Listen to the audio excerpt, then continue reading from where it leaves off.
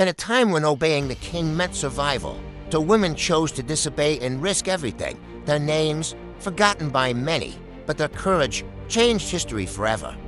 This is the untold story of Shiphrah and Puah, the Hebrew midwives who stood against the most powerful ruler of their time and chose fear of God over fear of death. The land of Egypt was once a place of refuge for the Israelites, but generations later, things had changed. A new pharaoh rose to power, one who did not remember Joseph, nor the good the Israelites had done. Instead, he saw them as a threat. The numbers were growing rapidly fearful of a rebellion. Pharaoh enslaved them, forced labor, oppression, brutality. But even under suffering, the Israelites continued to multiply, and that terrified him. Desperate to control their population, Pharaoh made a chilling decision. He called the women midwives who helped Hebrew women give birth. Their names were Shiphrah and Puah, and he gave them a horrifying command. When you help the Hebrew women give birth, if the baby is a boy, kill him. If it is a girl, let her live. It was a silent genocide, hidden, systematic, ruthless, and these two women were now at the center of it. Imagine the moment. A newborn child in your hands, a fragile life, breathing for the first time, and a command from the king to end it.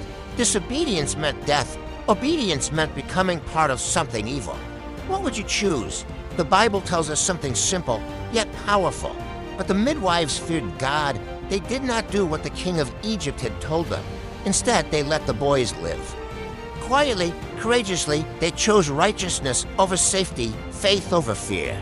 Pharaoh soon noticed the Hebrew boys were still being born, still alive, furious. He summoned Shiphrah and Puah.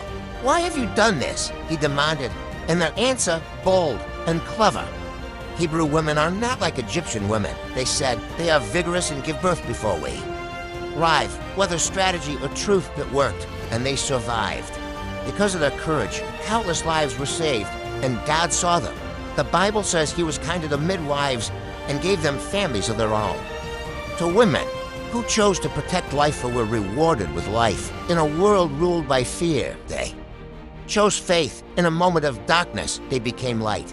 And because they said no, a generation lived, including one baby who would later be named Moses. History remembers kings, but heaven remembers courage.